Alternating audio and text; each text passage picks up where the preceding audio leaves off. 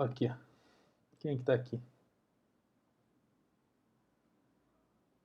Olá, aqui é o Marcos Beck e hoje eu quero falar sobre aparência de personagem, ou character design. Antes de continuar, eu queria dar um recado bem rápido e dizer que o meu curso comocriarhq.com está com as inscrições abertas. Acesse comocriarhq.com e assista o vídeo até o final para você entender melhor como funciona o curso. Todos os alunos do curso têm acesso a um grupo exclusivo de WhatsApp junto comigo, onde nós vamos discutir sobre as dúvidas e sobre os temas do curso. Acesse comocriarhq.com e descubra mais. Eu estou sempre estudando e buscando novas referências para tentar melhorar em várias áreas da criação de histórias em quadrinhos, né? Storytelling, roteiro, diálogo, desenvolvimento de personagem e também o character design, obviamente. E eu fico buscando isso em vários lugares, não em um lugar único. Eu não fico sempre procurando como fazer character design para quadrinhos ou como fazer contar histórias com quadrinhos. Eu sempre busco referências em outros lugares. Quando eu estou estudando sobre storytelling, eu tento buscar coisas relacionadas à escrita. Quando eu tô pesquisando, por exemplo, sobre desenvolvimento de personagens também, sobre escrita e sobre animação. Então, é importante que você sempre busque referências de lugares diferentes, de áreas diferentes, porque isso vai abrir um pouco mais a sua mente, o leque de opções que você tem na sua mente. E toda vez que eu acho coisas interessantes nessas pesquisas, eu crio algum conteúdo relacionado a isso, tanto para poder compartilhar as coisas que eu estou aprendendo, como também para poder fixar na minha mente, porque afinal de contas ensinar é aprender duas vezes, né? Já diria o sábio. Então, antes de começar falando as 3 dicas que eu quero dar nesse vídeo, eu queria falar um pouquinho sobre a importância da aparência do personagem. Como a gente conta história através da narrativa visual, a aparência do personagem é super importante. Ela representa, de alguma forma, a personalidade e o passado, o histórico que esse personagem tem. Então, não é só fazer uma coisa porque é legal. Obviamente que você deve fazer também porque é legal, né? Porque, afinal de contas, a gente está fazendo isso também para a gente poder se divertir. Mas não é apenas o que é legal, é importante que ela represente de alguma forma quem é esse personagem e qual é o passado que esse personagem teve, na verdade. Então, em muitas situações, você vai primeiro pensar no personagem, na história, na personalidade dele, para depois fazer a aparência. Mas isso não é uma regra. Na verdade, você pode começar tudo fazendo um desenho, por exemplo, gostando daquele personagem que você desenhou, e a partir dele criar toda a história do personagem, até toda a história da sua HQ, na verdade, né? Bom, a primeira dica que eu vou dar é sobre formas geométricas mesmo. A forma geométrica básica, predominante no personagem, é importante para comunicar de alguma forma a personalidade daquele personagem. As formas costumam ter associações psicológicas. Como forma, eu estou querendo dizer figuras geométricas mesmo que predominam ali na aparência do personagem. E nós, seres humanos, a gente costuma associar as coisas de forma visual. Então é uma coisa que é assim que nosso cérebro funciona. A gente bate o olho em uma coisa e a gente acaba associando com outra. Por exemplo, tem gente que olha, por exemplo, para as luzes de um carro e a placa ali e vê um rosto de uma pessoa, por exemplo, associa diretamente. É muito normal que a gente, como ser humano, faça essas associações de imagens e formas e coisas, sempre tentando trazer algum significado para aquilo. E a forma dos personagens, a forma predominante dos personagens faz isso também. Então, na hora que a pessoa olha para um personagem, ela está julgando ele, digamos assim, imediatamente através da aparência dele. A pessoa basicamente vai reconhecer alguma coisa naquele primeiro momento. E é disso que a gente está falando aqui, essas formas predominantes. Então, círculos e curvas. As formas arredondadas costumam trazer leveza, inocência, pureza. E a gente pode perceber isso porque toda vez que um bebê é representado em desenho ou de forma desenhada, a predominância são os círculos e as curvas, na verdade. Então é uma forma de representar. Crianças costumam ter também formas mais arredondadas. Mas não necessariamente apenas crianças precisam ser representadas dessa forma. Você também pode representar adultos e adolescentes também com formas arredondadas para tentar trazer essa inocência, essa leveza, essa pureza para esse personagem. Triângulos e pontas, formas pontiagudas no caso. As formas pontiagudas costumam representar perigo, imprevisibilidade, empolgação.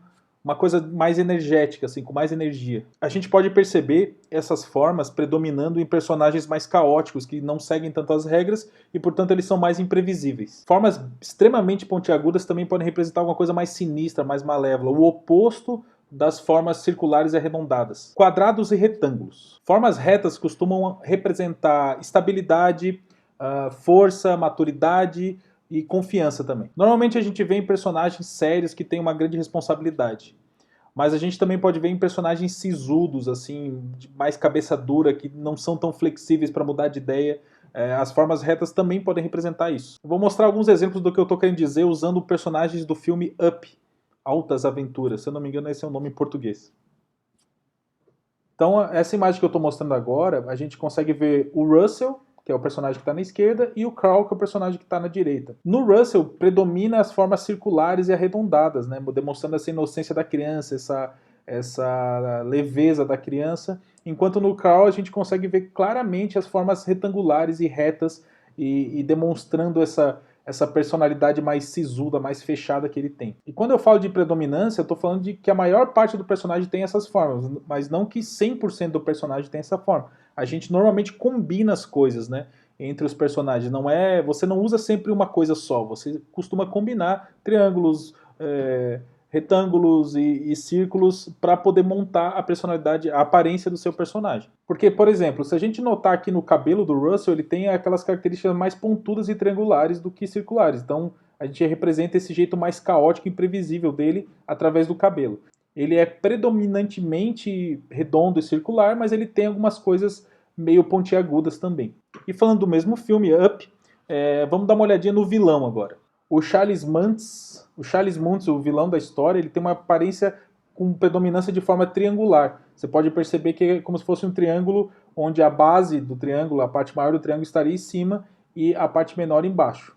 Bom, aí você pode perceber a importância dessas formas na construção da aparência do personagem. Então vamos para a dica 2. Simetria. Essa dica eu peguei um post do Instagram, tem dicas bem interessantes, eu vou deixar o link aqui embaixo se você quiser dar uma olhada no original, mas está em inglês, só para avisar. E eu achei muito boa, muito interessante mesmo. Essa dica diz que quanto mais simétrico e equilibrado for a aparência do personagem, mais estável e reservado esse personagem vai ser. E quanto menos simétrica for a aparência do personagem, a composição do personagem, mais caótico e extrovertido esse personagem vai ser. Uma forma de trazer esse equilíbrio, essa simetria, é usando linhas paralelas, por exemplo, tanto horizontais quanto verticais, trazendo sempre todas na mesma direção ou se equilibrando de alguma forma. E para trazer uma coisa mais assimétrica, para tentar trazer essa forma mais caótica e mais expressiva, mais extrovertida, a gente pode usar linhas diagonais e tentar não alinhar sempre uma coisa com a outra, tentando deixar um pouco mais bagunçado, digamos assim. Nesse exemplo aqui, eu tenho dois personagens acho que é do Boruto, né, ou do Naruto, não sei dizer, mas elas são personagens que estão nos dois.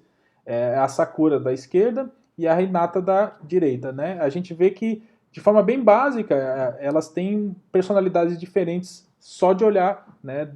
Só de olhar essa aparência delas, a gente já consegue perceber que tem uma diferença bem grande nas personalidades das duas. Tanto pela posição que elas estão também, pela expressão que elas estão, não necessariamente só pela assimetria, né? Mas a gente percebe que nas roupas, a personagem da direita tem linhas bem paralelas, assim, bem simétricas, e a personagem da esquerda tem linhas mais diagonais, formando a sua aparência através da roupa.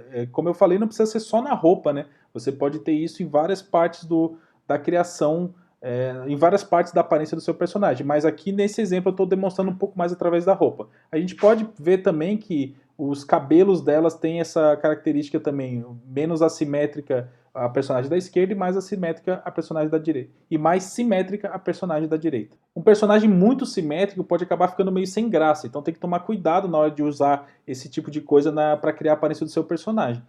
Mas eu gosto de usar esse tipo de coisa, por exemplo, para reforçar uma ideia que eu tive em relação à aparência do personagem. Então, se eu estou montando o personagem com as formas geométricas para demonstrar que ele é mais introvertido, que ele é menos expansivo, eu vou usar as linhas simétricas, as linhas paralelas, as linhas mais retinhas, para ajudar a demonstrar isso. Então, na hora de botar a roupa do personagem, ou na hora de pensar no cabelo do personagem, talvez eu vou tentar usar as coisas mais simétricas. E se eu estou pensando num personagem ali mais formado, talvez de pontiagudos, né, uma coisa mais expansiva e mais caótica, eu vou pensar em como não deixá-lo simétrico na hora de colocar roupa, por exemplo, no personagem, na hora de pensar na roupa do personagem. Então, essa regra é para você combinar com as outras, né? Na verdade, todas as dicas são para você combinar umas com as outras e tentar chegar nesse objetivo final, que é montar a aparência do seu personagem. A dica número 3, eu também retirei do mesmo post que eu falei antes no Instagram, e eu achei muito boa, que tem a ver com a fluência da silhueta do personagem. A silhueta, para quem não sabe, é como se fosse a sombra do personagem, é só o contorno dele com todo escuro, né? E é importante que o seu leitor consiga reconhecer o personagem só pela silhueta, pelo menos entre os outros personagens da sua história. E essa dica que eu achei que foi muito legal também, fala sobre a fluência da silhueta. O que quer dizer? Que de maneira geral, assim, se a silhueta do personagem flui para dentro, né, ela meio que entra assim, esse personagem tem uma personalidade mais reservada, mais fechada. E se a silhueta flui para fora, ela flui de dentro para fora, esse personagem tem uma personalidade mais aberta, é menos reservada, mais expressivo. E também, se ela tem essa silhueta para dentro, o personagem seria um pouco mais maduro, e se tiver a silhueta saindo, fluindo para fora, seria um pouco mais infantil, mais alegre, digamos assim. E eu peguei esses dois personagens de The Promised Neverland para tentar trazer um exemplo do que eu quero dizer com isso. Né? Basicamente, esse personagem da esquerda, que é o Norman, ele tem essas conversões. Eu botei as setas para mostrar para onde está convergindo, né, para onde está fluindo a silhueta dele, está fluindo meio que para dentro, assim. Isso meio que é baseado no cabelo ali e no rosto, né? Não estamos falando nesse momento, nesse exemplo, a gente não está falando de acessórios e roupa, mas também funciona para o personagem como um todo, não é só a parte da cabeça. Aqui eu estou dando o exemplo da cabeça, né?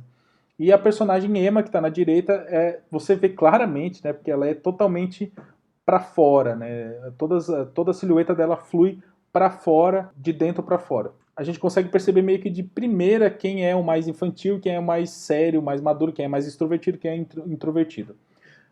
Obviamente que eu estou falando que a gente consegue perceber isso não necessariamente só por causa dessa característica, né? Não é só porque flui para fora ou flui para dentro a silhueta que a gente percebe isso. É a combinação de tudo. A combinação da expressão, a combinação da pose, a combinação da silhueta, a combinação das formas geométricas. É uma composição completa. Então, você sempre soma uma dica na outra para poder tentar atingir esse objetivo final.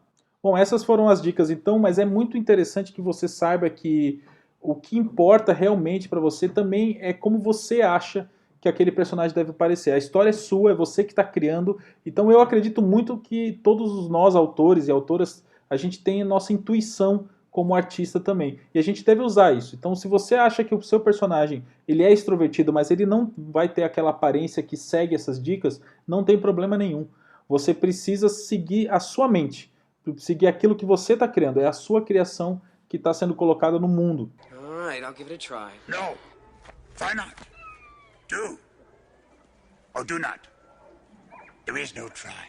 Então, para mim, é muito importante que você entenda isso também, que todas essas dicas, elas meio que montam uma referência na sua cabeça, para que quando você for criar, você meio que ajude, a sua intuição vai meio que pegar essas referências e vai usar elas para poder montar aquilo que você acha que é legal. Não quer dizer que toda vez que você vai montar cada passo da sua história, você precisa seguir ponto a ponto e tentar seguir todas as regras. Não, você tem que absorver essas regras, tentar trazer essas regras para dentro da sua mente, fixá-las na sua mente para que elas sejam um auxílio, meio que uma forma automática de usar elas, para que você possa usar elas, na verdade, de uma forma meio automática no momento que você está criando. Você não vai...